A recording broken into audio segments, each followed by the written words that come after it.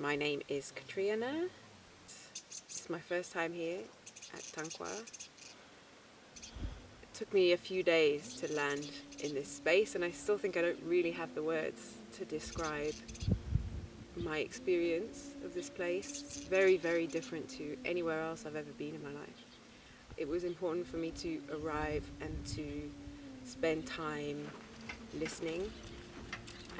And I use the term listening as almost like a multi-sensory experience.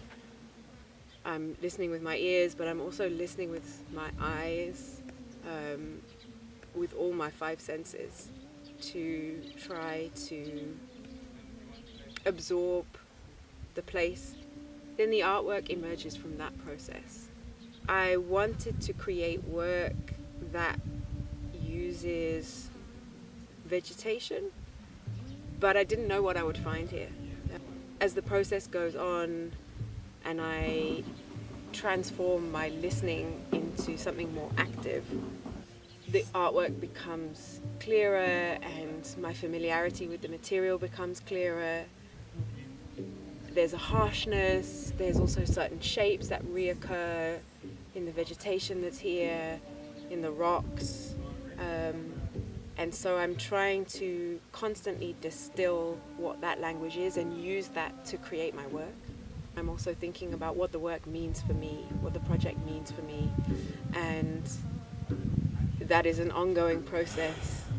I started to think a lot about the immensity of what is present in this land visually, the textures, the colors, the stories of this land, the people who were removed from it.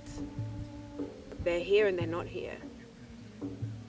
The impact of water on the landscape is also here and not here, present and absent. And trying to find connections both between what I'm observing outside and what's happening in me, what's moving in me, how I'm feeling, all of that goes into the work. I'm gathering a lot of sticks, which has become an important part of my practice beyond the studio. In the process of gathering, I'm reflecting, I'm also experiencing the extreme heat that we have here and the mosquitoes. The sticks are thorny and it's difficult work. It's difficult work. This landscape is not easy to be in, but it's an incredibly physical experience that I hope will translate into the work. I want the work to be something of that harshness, that thorniness, that difficulty, a sense of beauty and conflict.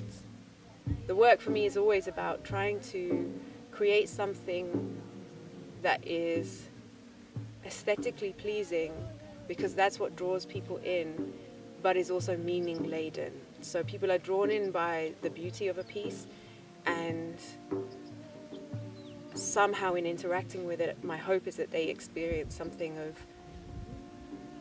that exists beyond the material. How that will happen and unfold will, I hope, become clearer in coming days. But it's a full-bodied experience being here. Yeah. Here, in this place, where the veil between sleeping and waking, between dreaming and lucidity is pulled back.